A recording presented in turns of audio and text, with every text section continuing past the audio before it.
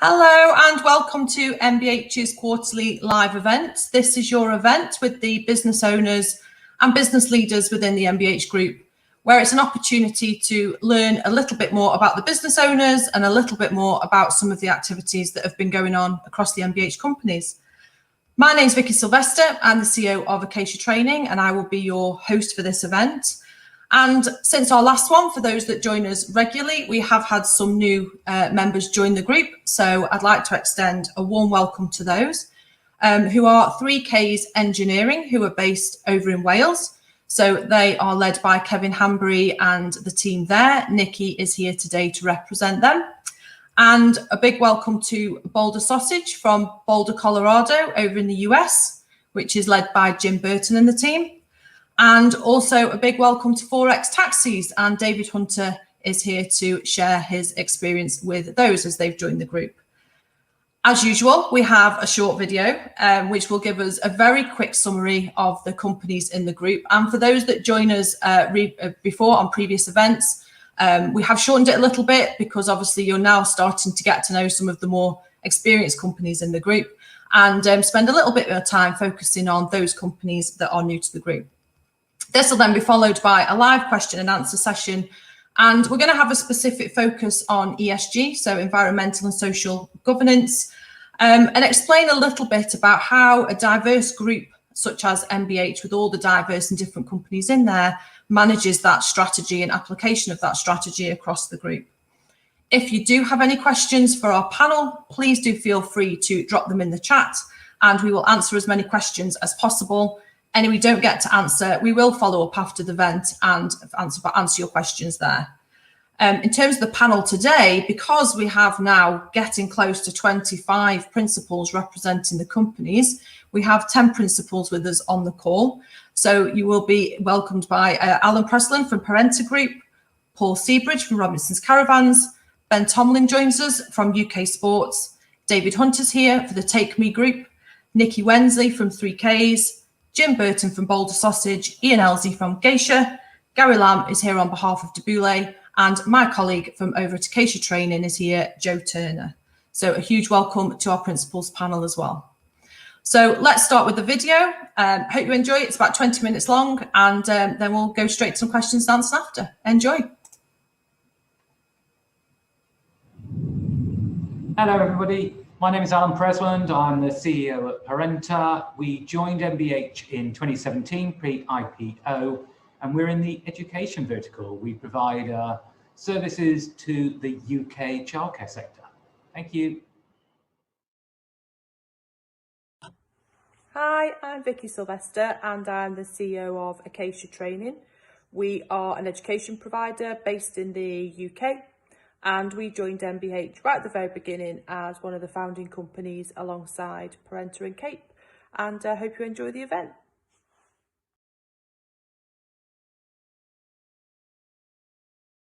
Hello, my name is David Howes. I am the principal and founder of Cape Limited. Cape was set up in 2005, early 2005, in Auckland, New Zealand, as a commercial and Sorry, I don't know if that video is playing a little bit slow for you guys, so I will press restart. retail fit-out contractor and started doing commercial refurbishments and seismic upgrades following the Christchurch earthquake. We've got quite a large, well-established client base. We tend to get quite a lot of repeat business from clients, and we've been established in the Auckland market quite a while now.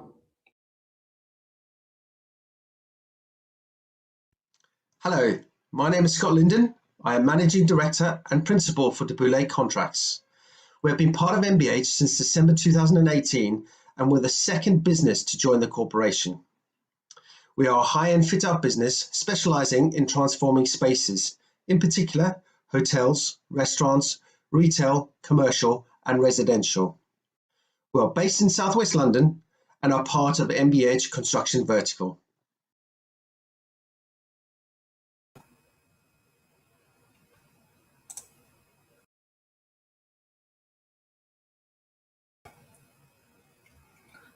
Hi, really sorry about that. We seem to be having a few technical difficulties with the internet. I will try one more time. If it doesn't, we will move to the questions and answers and have some conversations with the principals. Really sorry about this, everyone. Thanks for your patience.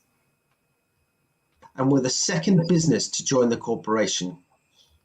We are a high-end fit-out business specializing in transforming spaces, in particular, hotels, restaurants, retail, commercial, and residential.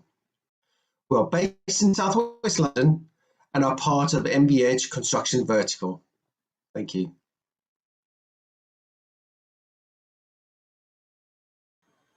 Hi there, I'm Kevin Potter. I'm the CEO of Gilfine Specialist Contracts Limited. We're part of the construction vertical. We're based in Essex in the UK. We joined MBH in 2019.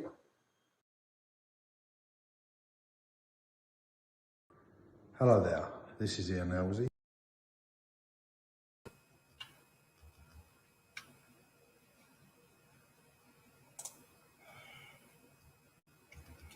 Hi, really sorry about that. I seem to be having a few internet issues, so I'm going to move to the questions and answers with the principals because this video was getting a little bit painful to show, and hopefully we'll be able to show that to you soon so you can learn a little bit more about the companies. So I'm going to welcome some of our new companies. So I'm going to welcome you to Jim and also to David and Nikki. They had all done videos. Sorry, guys, I'm going to put you on the spot a little bit now. But I'll move to you first, Jim. Tell us a little bit about Boulder Sausage and also tell us a little bit about your experience now that you are in MBH. Well, good morning. We're located in Boulder, Colorado. We manufacture and distribute pork sausage and bacon products. And we believe that our products are tastier, healthier, and fresher. Our roots go back to 1962. The current management team has been involved since 1989. We are the #1 local provider in the state of Colorado, and we distribute primarily through the grocery chains. Our customers are Kroger, Safeway, Costco, Super Target, and we focus on the retail sector, which was very beneficial to us during the COVID because we all had to learn to cook again. And so it was very beneficial to our business.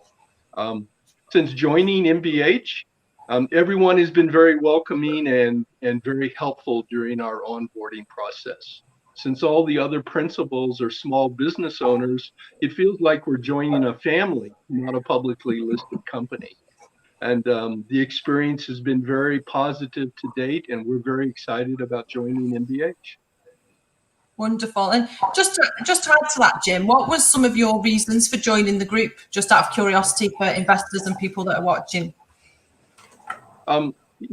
Probably the first one was we wanted to be able to collaborate with other small businesses and share best practices and also work together. Since we started this journey and networking with other companies just in Colorado, we've actually formed 3 partnerships by just collaborating with people who in the past were competitors, and today we're partnering. We actually introduced a new pre-cooked line last week in Colorado, and that was by partnering with another company who was previously a competitor, but they had resources and expertise that we did not, and by joining forces, we were able to introduce that new product line. Number 2, we wanted to be able to ensure the continuity of our business as we went forward. And so succession planning and continuity was very important. All of our employees are part of our family, and we value them very highly, and we wanted to make sure that if there was a change in leadership, the business would continue to operate. We also wanted to achieve the value in our business and make it liquid, and we were able to do that by joining MBH. And finally, we wanted to continue to grow our business, and we think MBH gives us the platform in order to do that. Wonderful. Thank you for that. And yeah, I think a lot of companies that join the group can completely resonate with some of your reasons for joining. And I know I personally can. Nikki, I'm going to move to you next to tell us a little bit about 3Ks, where they've come from, and how you're finding being in the group so far. So 3K has been around for over about 51 years now. Started off with Kevin, Carl and Karen's father, Ron Hanbury. So he started out as quite a small business. It's obviously grown now. So we've got about 5 workshops and about 65 employees. And although we've grown and we're doing quite well, during the time of the pandemic, we thought it'd be great to sort of combine, join MBH and make the most of those collaborations that Jim was on about, together being stronger. And MBH has been really good so far in helping us to do that.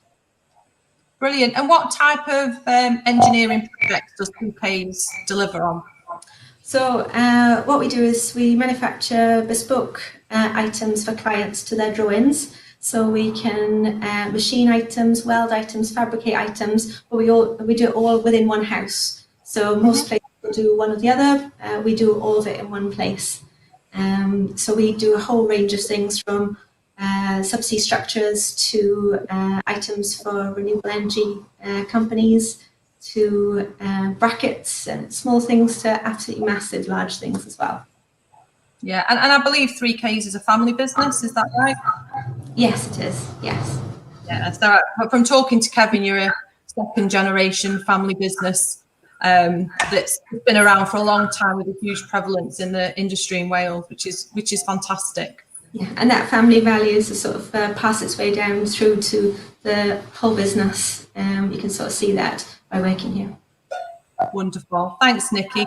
And David, tell us more about 4X taxis and also Take Me Group, the whole strategy behind what.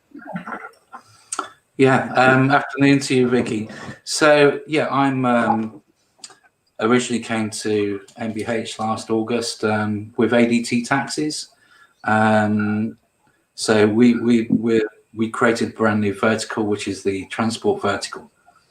And with the UK taxi market being quite fragmented, we've seen an opportunity with the latest technology being cloud-based to build a network of taxi companies. So with obviously the model MBH offers and the support of other like-minded businesses within the group, which has been fantastic, we've been able to acquire another taxi company. We've already acquired VGT, brought Gary in as part of the group and the vertical, and recently we brought in 4X Limited, which I've become a director and principal of. The owner is still with the business, but he's kind of old school, not used to the digital technology, and certainly not used to speaking in front of the camera. So he's pushed me forward to come and talk to you today. So 4X Limited was established 44 years ago. It's based in Huntington, Cambridgeshire, with shops and offices, bases as we might call them, in Huntington and St Neots. It runs a fleet of over 110 vehicles. They're all their own vehicles. They purchase them and maintain them. Quite distinctive, as you have seen from the video earlier, if you're watching the recorded version of this. Bright red vehicles, and they've got a garage and MOT facilities to service them. So that came on board last month. We've been quite busy over there. It was a very well-run company, family business, still is a family business, but the technology was based probably 20 years ago. So part of the appeal for them for joining MBH was to modernise the business. So we've modernised it. We've literally been all hands on deck for the last 3 to 4 weeks, putting in the cloud-based system, launching their new consumer app, updating their website, in the hope that we can increase automation. We've been quite successful in that. App downloads last weekend. As we came out of lockdown, we had 12,000 apps downloaded, which pushed their automation from 0 to around 40%. Our target is 70%, which decreases the need for call operators and so on. We've also brought in new systems to take away some of those calls. So automatically when a customer calls, it will give them an ETA on their taxi. If they wish to cancel, they can press 2 instead of speaking to an operator, etc. So Yeah, it's been a challenge, but they've got a very good business there. Delightful firm to be working with, and it is the #1 market leader. They do about £5,000 worth of school contracts a day. It's the only taxi in the area. They can more or less charge what they like. Their uplift on their account work is about 40% after they've paid the drivers, so that's above industry standards. So yeah, brilliant firm. So what we're trying to do is build this vertical. Eventually, once we have enough people in the vertical, we'll rebrand as Take Me, so it becomes like a national app. It'll be networked, so whether you're in Huntington, Leicester, or down in Farnborough, you can book a taxi from our vertical. Brilliant. And it's wonderful to hear how you're using the MBH sort of agglomeration concept to kind of build that vertical. And I'm assuming your plans for that's just going to continue. Yeah, continue. Obviously, where MBH has been invaluable really is the training that I've had personally, and some of the team, the assistants the accounts department get. It's we've learned so much and continue to learn, and it's great sort of speaking to other small businesses. You don't feel like you're on your own anymore. So as Jim said, it very much feels like we're part of a family. So and I can't wait to get over to the States to try one of Jim's sausages. I think we're all waiting for that invite, Jim, when we're allowed out of the UK. That would be amazing. Maybe we can host one of our principals events there, and we'll get together, and Jim can provide the food, which would be marvellous. Brilliant. Thank you so much for that. And thank you for dropping in without the video and stepping up. That's been absolutely brilliant.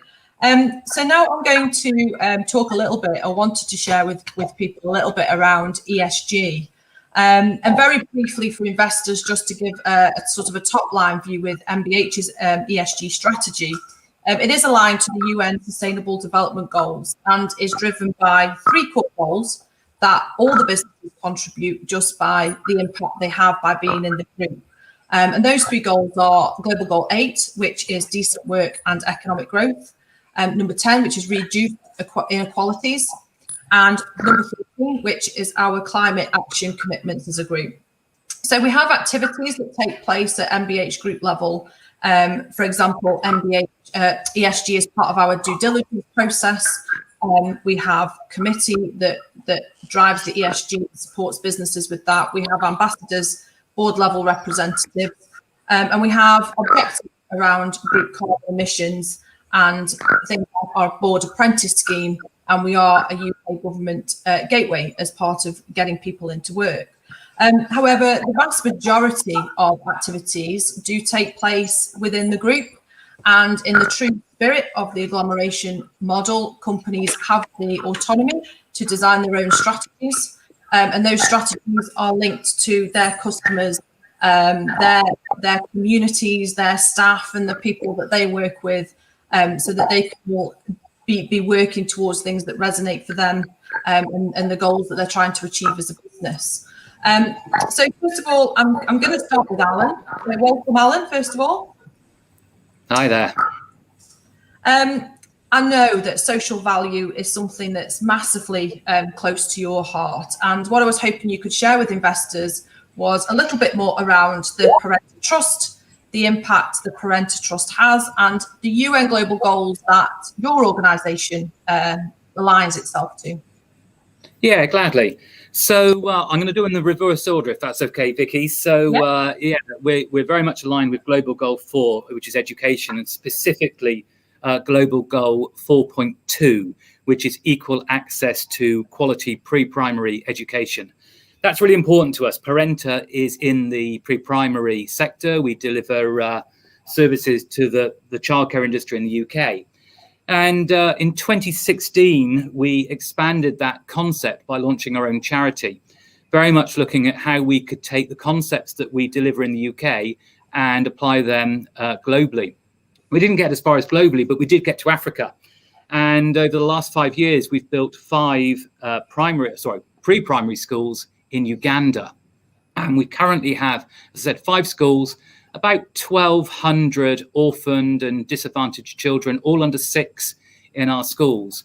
And these are profoundly rural areas. They are probably a good 2.5 hours minimum from any tarmac roads.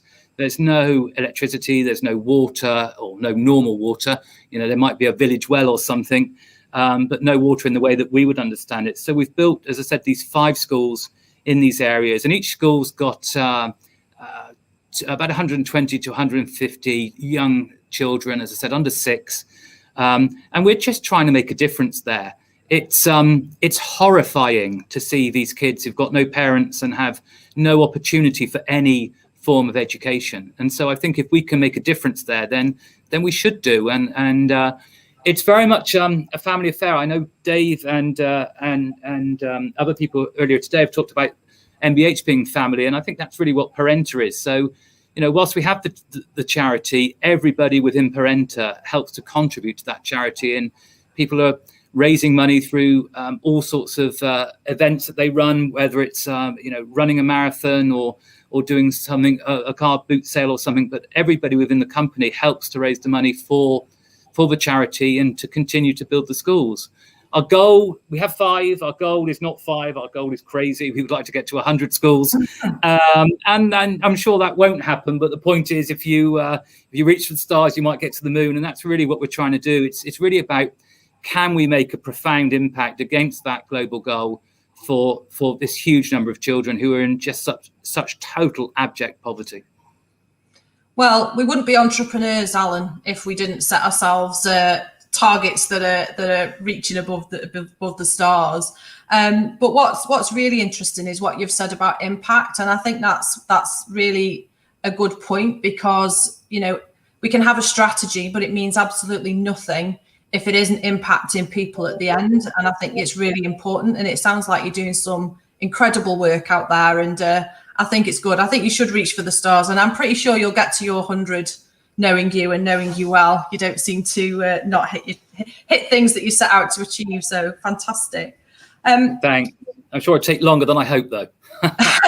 Doesn't everything? So staying with education for a minute, Ben from UK Sports.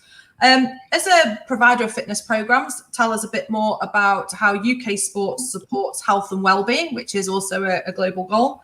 And I'm quite interested in investors learning about next steps for your students when they finish their programs as well. Yeah, no problem. Can you hear me okay? Yeah, all good?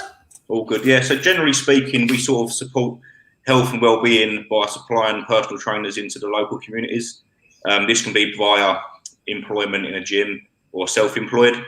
Many of our PTs now deliver online. We've done sort of free online fitness classes twice a week where people can log in and work out from home. And we'll give hints and tips on our social media platforms. We've been pushing the free online mental health workshop quite a lot. So obviously fitness is as much about mental fitness as it is physical. And post-studies, our learners can access guaranteed job interviews with some of the largest fitness chains in the UK and other smaller independent gyms, or they can come back to us for further education for things like sports massage therapy.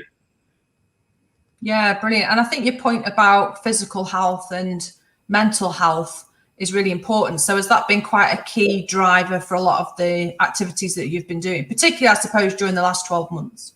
Yeah, it's been huge, I say, especially the last 12 months. So we was pushing it anyway, but then the last 12 months, we've seen a massive uptake in the offering. I mean, it's always been a bit of a USP with the business selling the mental health workshops alongside the PT. But certainly in the last 12 months, the interest has gone sky high. You know, there's been people struggling all over the world, but we're finding we can still give a little bit of community back, and doing all the fitness classes online with them is bringing people together when they've been isolated. A lot of them miss the gym, that's their social life. So we find we can bring it into their front room. It's still not as good as their previous, but it's, you know, it's halfway there. So we're finding it's giving them a massive boost. Yeah. And one final question. How do you see the return to the gyms in the UK? Because obviously they've opened now, which is news. I know there's a lot of relieved people about the gyms. But, you know, how are you seeing it at the moment in terms of that reopening phase? Yeah, it's been a big boost reopening. I think some larger chains have struggled, but some independents are doing well. I think people are realising you can still work out without a gym. So a lot of people now hitting the streets, they're running, they're working out from home. So I do think the industry will be okay. I think they've bounced back quite strong. They'll probably be smarter with their their memberships. There'll be less tying people into longer contracts, but that'll give more flexibility to the member base. So I think there'll be some positives to come out of it. And yeah, a lot of them certainly relieved to be open again, but say the actual member will have a lot more choice now, and will have less contracts to be tied into. So I think there will be some positive to come out of it. Brilliant, thank you. So next, finally from the education team, I wanted to welcome my co-director from Acacia Training, Joe Turner. And specifically, Joe, as we know, both MBH and Acacia Training are gateways for the UK government's programme. But so tell us a little bit more about that programme, and also the other employability programmes that we're rolling out and the impact that has on people. Yeah, sure. The Kickstart scheme was announced last year by the UK government. It's a £2 billion fund that's out there to enhance job prospects for those 16 to 24 that are currently unemployed. So what it enables you to do as an employer is take on a young person for 6 months for 25 hours a week and have all the associated costs paid for. So it's been quite interesting. You know, we've certainly had significant interest in that so far. And that's for a number of reasons. There's a lot of young people that may be in various, job placements that have closed due to COVID. There's graduate schemes that maybe have not gone ahead. And it's been quite well received. And I suppose for an employer to have a young person to an organisation brings a slightly different dynamic to your workforce. And then there's a lot of progression routes for those after they've embarked on the 6-month placement. To date, we're working with about 150 organisations nationwide. We've got 558 open roles and vacancies across a multitude of different sectors. And we're currently working with just over 700 individuals to place them into those roles. So it's been really good, and it's starting to gain more traction. I know that Boris Johnson on Tuesday announced that 16,500 young people had started on the Kickstart scheme. And I think the plan is to go into the hundreds of thousands. So it's working really, really well. So from a Kickstart perspective, great. I think the two other schemes that we're working on internally, one is the Skills for Care, which is a rapid induction course for those who have left the care sector, who are looking to re-engage, or those who are looking to volunteer in that sector. And that's, again, grant funded. At the moment, we're working with 140 care settings. We've trained over 800 learners, and we've got about another 100 learners booked on. So, that's great, because the care sector has struggled, in recent months, and there's been a huge surge in demand for people entering that sector. And then the last one, which is new for us as Acacia, is the traineeship. So enable you to take on a young person for more than 70 hours of work experience, and kind of parallel that with some sort of basic education before they come and join you. So the Kickstart program is great, and that's for those who are kind of out of work at the moment, who probably have been in work, whereas a traineeship program is the first step for individuals who are unemployed or haven't worked previously. Bolt on a pre-employability course, build confidence, build employee relations, trial themselves with some work experience, and then look as an outcome of maybe a Kickstart or maybe an apprenticeship. So they're kind of the three main things we're working on. Yeah, and that's great, because job creation's huge. And so in terms of progression routes, when these learners have finished these programs, what's the goal? What it can't just stop there. What's the next phase for those? No, I think that the goal for us in the education vertical is lifelong learning. So they may use one of these initiatives to embark on employment to begin with, but that's a continuation of learning. So be that through a high level apprenticeship, be that through other funding that they could obtain for their role. But it's the outcome really is using education to get into employment, which is what everyone wants essentially, but then continuing your learning to improve your career prospects. So Yeah, that's brilliant. Thank you so much for that. And I know somebody of our principals team that's been doing a lot around staff development within their own business. So I'm going to move over to the leisure vertical and welcome Paul from Robinsons. And Paul, I know your business aligns itself with Global Goal 8, which is about decent work and economic growth. But can you tell us a little bit more about how you're achieving that? And we know caravans became a lot more popular last year. So how are you developing your teams alongside that growth? Yeah, hi Vicky, hi everyone. So I guess what we're seeing at Robinsons is there's a really big trend that I think staycations are a lot more popular. I think particularly in light of the pandemic, travel overseas is uncertain, and our customers are certainly telling us that they prefer the comfort of their own sort of space. So a motorhome or caravan is perfect for that. So we're certainly seeing increased demand. But there's a big link between trying to service that demand and I guess our workforce. So employee engagement to us is really important. I think, over the last year, we've been forced to close several times during the pandemic. Not all of our staff have been working during these shutdowns. So when we first got involved in Robinsons a few years ago, we use a survey tool that provides us a lot of data about how engaged our staff are, and we've used that to create an action plan which we've implemented to address any issues or concerns which have been communicated back from the workforce.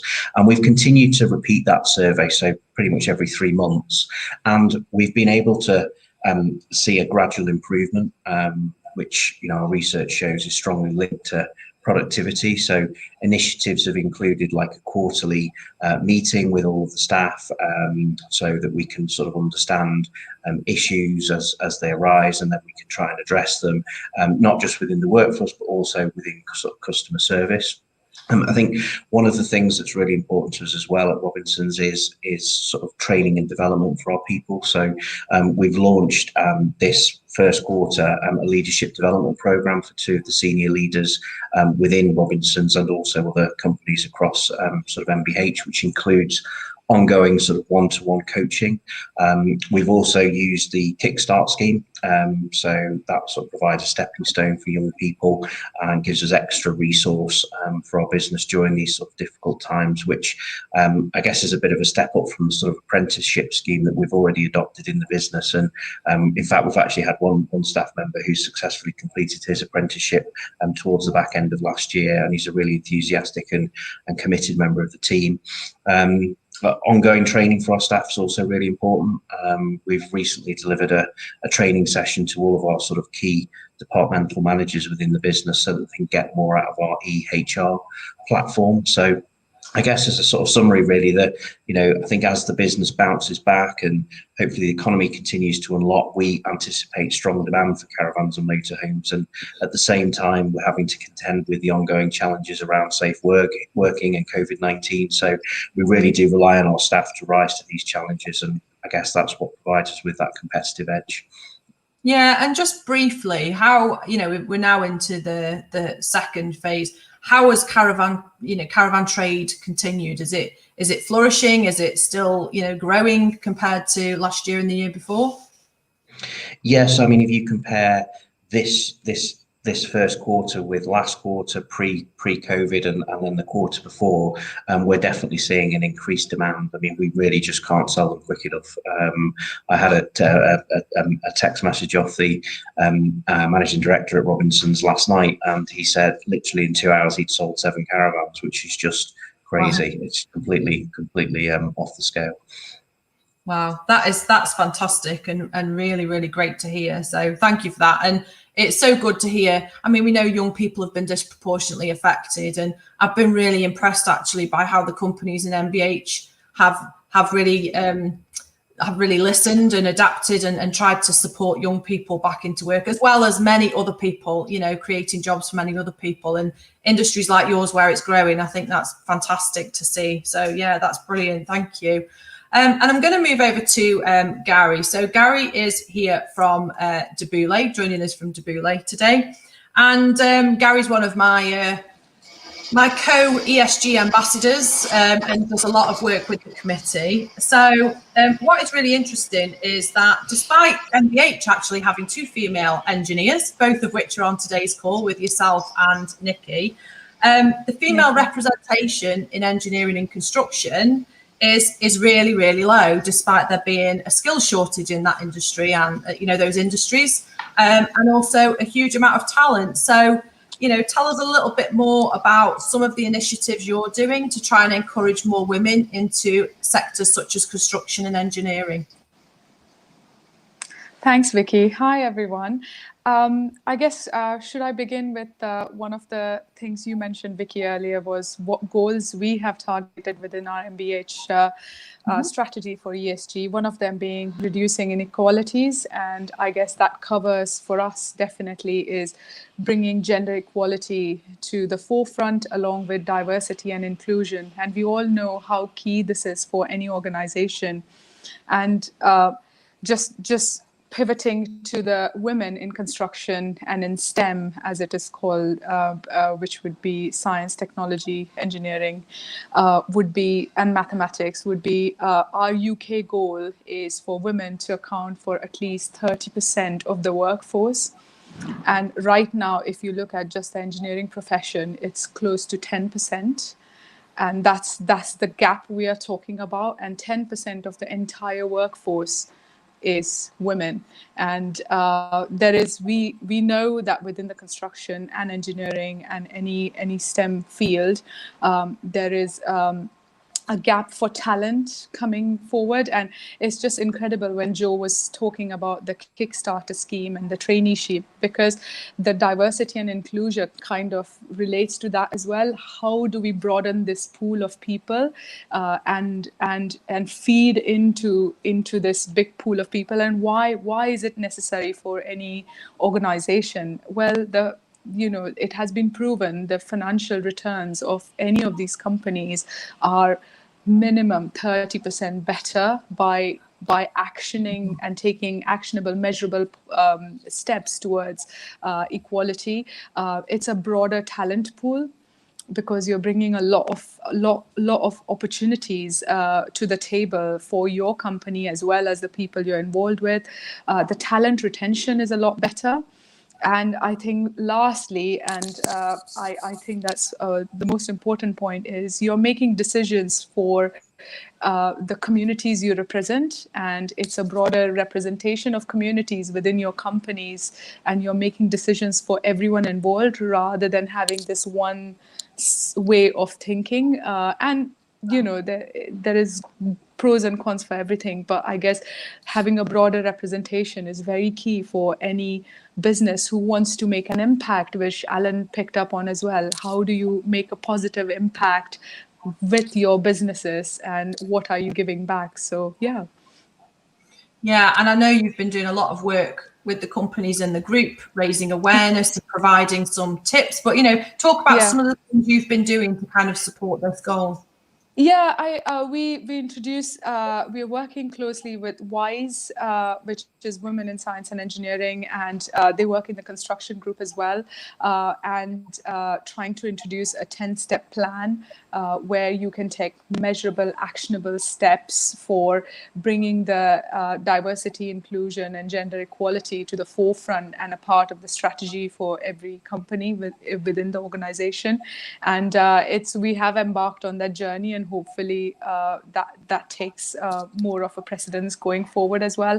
I personally am one of the ambassadors. I go to schools, talk to children, because at the end it starts right at the beginning, where people know what the options are, the girls know what the options are, and it's not just, that is not a closed loop for them, and they are a part of the decision making. So yeah, it's been quite a journey and very exciting one. Yeah, and I'm going to invite Nikki as well, because Nikki's also an engineer, and I really think it's great to see female engineers in the group. But Nikki, tell us a little bit about 3Ks engineering. What kind of ESG activities are you doing over at the engineering vertical? So we're doing quite a few different things. The social side I'll leave to the side, because we've got quite a lot on social responses from MBH. But if I take you on to the environmental management sort of stuff that we've been doing. So we've been implementing and maintaining an environmental management system around our core production processes. So our machining, our fabrication processes, because they have environmental impact. So what we've been trying to do is to reduce our inputs and outputs from that. So we reduce the amount of materials that we use and we buy in what we need. We've been using energy companies that have goals to produce low carbon energy. We purchase chemicals that are less impacting on the environment. So rather than volatile organic compounds, trying to replace them with more friendly alternatives. Mm-hmm. When it goes through the process, then it comes out, we've got welding fumes. So we're trying to control the welding fumes with local exhaust ventilation. The material waste that we have, we try to recycle wherever possible. So we use them to create jigs and fixtures to sort of help us in the manufacturing process rather than send it to landfill. Then we can control our hazardous wastes by putting in place maintenance on our systems, so we don't have unwanted hazardous waste through leaks or anything like that in our machinery. So we try to keep on top of sort of preventative maintenance and testing of metalworking fluids, trying to reduce the amount of times we have to change over the oil coolant mixes in our machines so that we're not sending any unwanted chemicals any sooner than they need to be dealt with in an environmentally friendly way. So we do our best to sort of control hazardous waste, prevent sort of spills, that sort of thing. We don't want anything going into the ecosystem where we can avoid it. And in the wider sort of side of things in our workshops, we try to reduce down sort of energy incumbent light systems. So we'll replace them with energy-friendly alternatives over time. And we're just trying to increase awareness of all this within our workshops. So we've given out little bits of training, but over time we're going to increase that training so people know the reasons as to why we're actually asking them to do these things in terms of purchasing more environmentally friendly chemicals, that sort of thing. Brilliant. And I know, Ian was here, but Ian's having technical difficulties. But I know over in Geisha, for example, they have some very strong KPIs about recycling of the waste. So when they're going into a site and they're removing waste, and for those that have seen the offices, Ian was heavily involved in renovating the offices over at Acacia, and this was a discussion we had around how could we ensure the waste we're recycling as much as possible, and how can we make the energy lights and everything else in the building more energy efficient. But how important is this to your customers? What are you finding from customers in terms of them knowing the work you're doing about protecting the community and them and these environmental measures? Well, we often get questions through normal supplier questionnaires when they're putting us on their approved suppliers lists. Obviously, they want to know that we're doing the most that we can to improve the environment, or reduce that impact on the environment, I should say, wherever possible. So in a waiting system with other people that aren't doing the same sort of thing, then obviously we're going to stand out compared to those that aren't doing anything from an environmental management system perspective. Yeah, and massively important for your communities and your staff, I guess. They want to know they're working with an organisation that has these values. Yeah, I think it helps to know that we're trying to do our best within the environment. We don't want anybody to be impacted by the stuff that we're doing in the wider environment, because we've got a housing estate not too far away. We've got a shop, we've got a surgery, so we're aware of what impact our own business has on the wider environment. Brilliant. Thank you, Nikki. And I just wanted to bring David in, because staying with environmental impact for a minute. I know David has been thinking about carbon emissions, and in the taxi industry, it's surely going to be a huge challenge for the industry. But how is the taxi vertical addressing environmental impact? It's very much on our minds, to be honest, Vicky. We deal with obviously a lot of corporate accounts, and it's part of the contracting process that we have to supply a certain amount of vehicles, hybrid vehicles, electric vehicles, And obviously, as we're traveling around the country now, a lot of cities are trying to get down to carbon neutral, and obviously charging for, you know, the old-fashioned diesel or petrol vehicles to go into the cities such as London, the congestion zones there. So just before we came online, I was checking our fleet. So across our network, which we've got nearly 1,000 cars now, around about 52% are hybrids. So that's a huge difference. So if I look 5 years ago, the majority would have been diesel.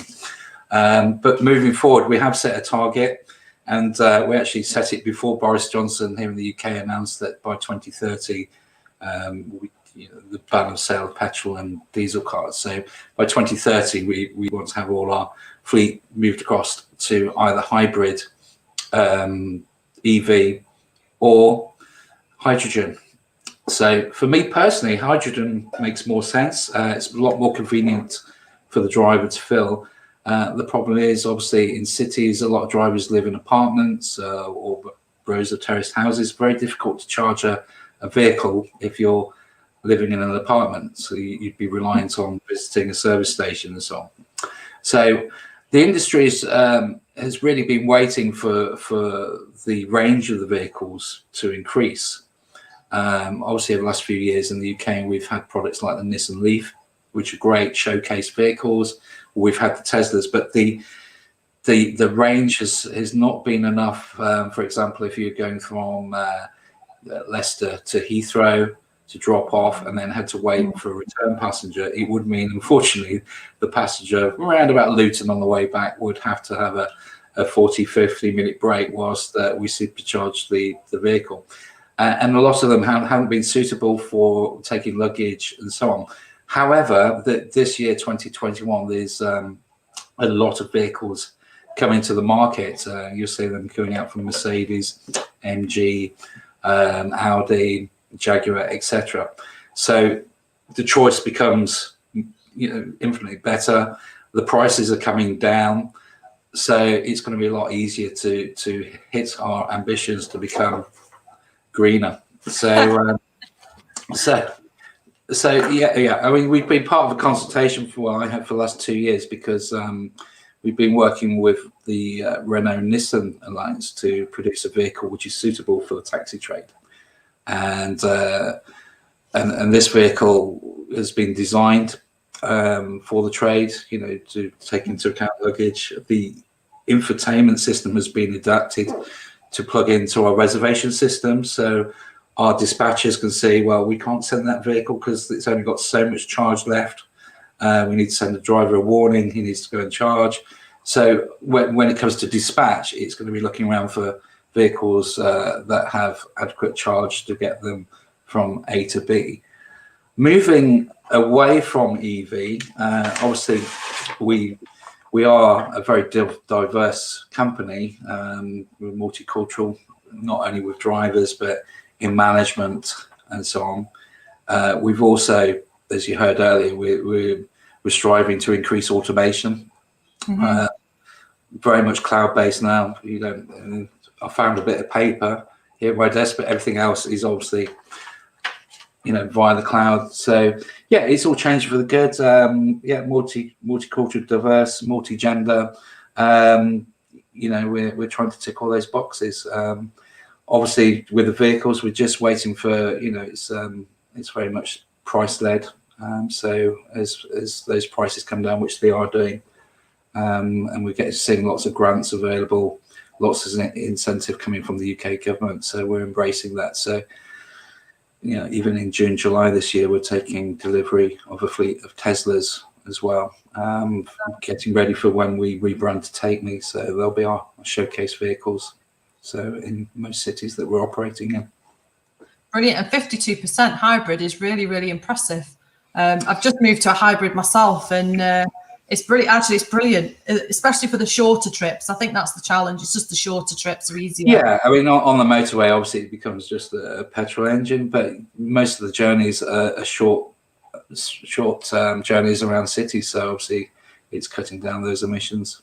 And from the driver's point of view, because most of them are self-employed, it cuts their fuel bills down too. They're a lot more economical. I mean, you can get you know, on BMW 3 Series, with, you know, up to 82 miles per gallon. And I've just seen somebody, the Hyundai Ioniq 5. I've actually test driven one. Absolutely superb car, actually. I can't wait. It's not actually hit the market yet, and you're quite right. 18 minutes, 80%. I mean, that's a dream car for us in the industry.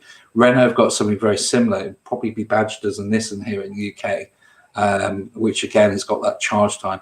The problem is finding those superchargers as well. But a lot of the service stations here in the UK, you're saying it now, a lot of the car parking spaces is being converted to charging bays. Mm-hmm. Yeah, and you know, and thank you for that tip about what car next. I will certainly have a look at that one when my car comes around for renewal. But it's a very good looking car, that as well. Yeah. What are you seeing from your customers? You know, are they wanting this kind of change, looking to the future? As I mentioned, corporate wise, yes. I'll be honest with you, Vicky. For those that are slightly drunk on a Friday night or Saturday night, they just want to get home. They'd get on a horse and carts if it got them home, or a milk float. Well, a milk float's great because they're battery operated. But you know, so, there is. It is obviously it's hitting the media now. The climate change agenda. So people are becoming aware of it. So it's all good. And how are your drivers adapting to the change from petrol or diesel to hybrid to electric? Is it just naturally transitioning, or is this? Yeah, I think so. Unless you're a complete petrol head, then these vehicles that they're driving, they're their offices, they're the tools of the trade. So the more economical they are, the better. They're not trying to get the best 0 to 60 speeds. Although an electric car you can probably do it in 3 seconds. They're not petrol heads. They're the working tool, and you drive a hybrid yourself, you don't really notice the difference, to be honest. Yeah, brilliant. Thank you for that, and thank you for sharing all of that. I'm actually going to move again to Jim, if Jim doesn't mind, from over in Colorado. Just to tell us a bit from your perspective, Jim, around the people in your business and environmentally or socially, what kind of activities and things you're doing, what they expect from you as a business. So we're very concerned about our impact on the environment as a manufacturer. And because we deal with a retail packaging is a major concern, and how much waste is there in that. And one of the things we're doing right now is we're changing our packaging system. In the past, we've used a styrofoam tray.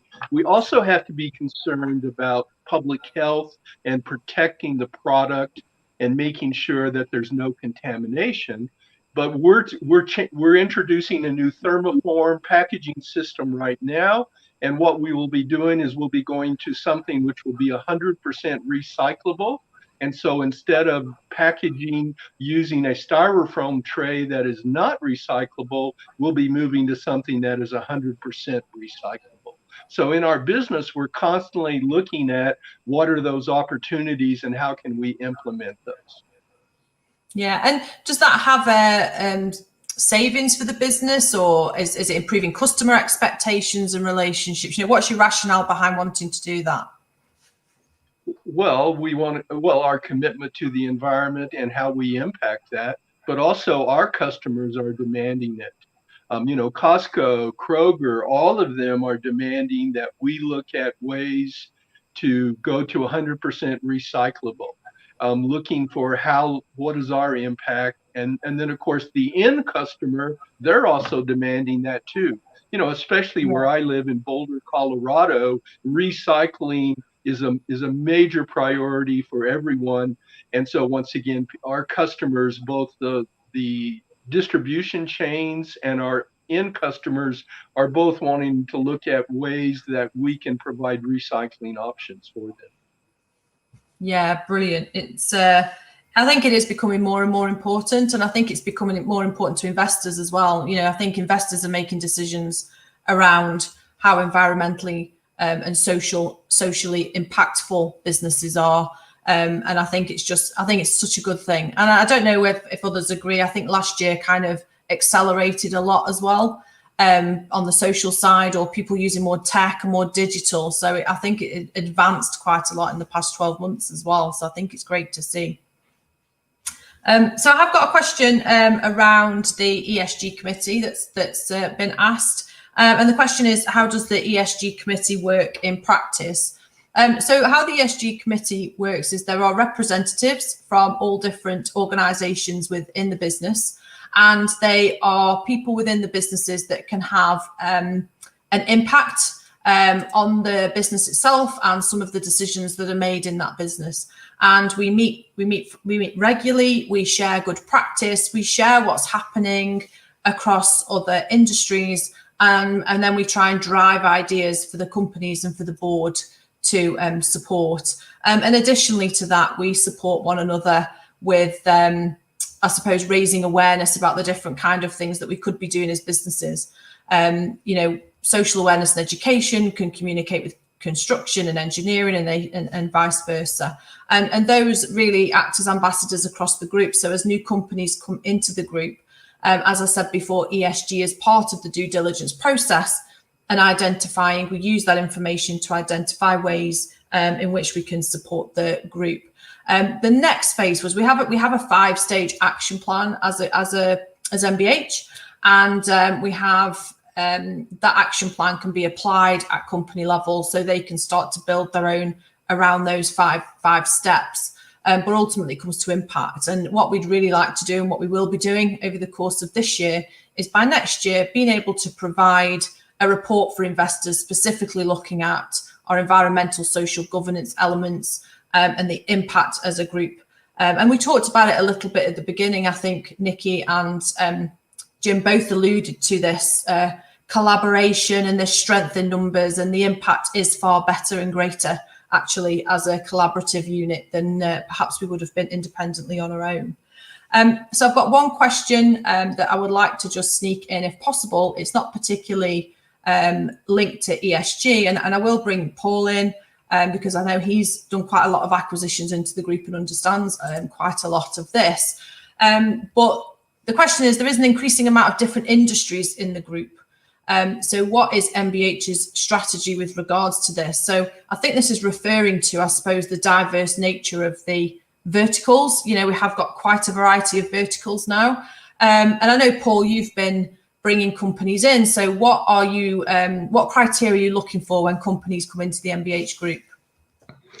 Yeah, I mean, I think this sort of reflects the whole MBH model, really, in that what we're trying to do is, I guess, solve the challenge that SMEs have in terms of having access to the capital, sharing ideas with other like-minded individuals. So, every business that joins MBH is a standalone. So they bring their own personality, their own ideas, and we, I guess, encourage businesses across MBH, across different sectors, to sort of work collaboratively together. So, for example, in the COVID-19 pandemic, we've regularly had meetings and we've shared challenges that's presented our businesses.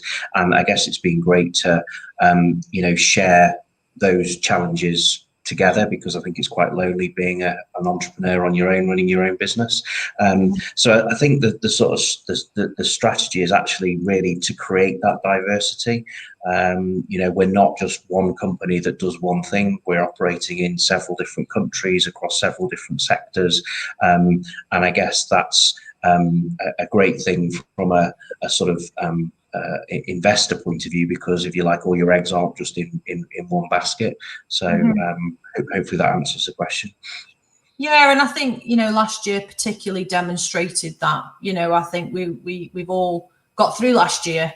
Some of us have grown through last year, but I think the diversity of the group is what kind of reduces the risk, I suppose, for investors when they're looking at MBH. And I think you're right, the geographies as well. We've had we're at different points in the year in different countries. So it does have an impact on the kind of activities that go across the group.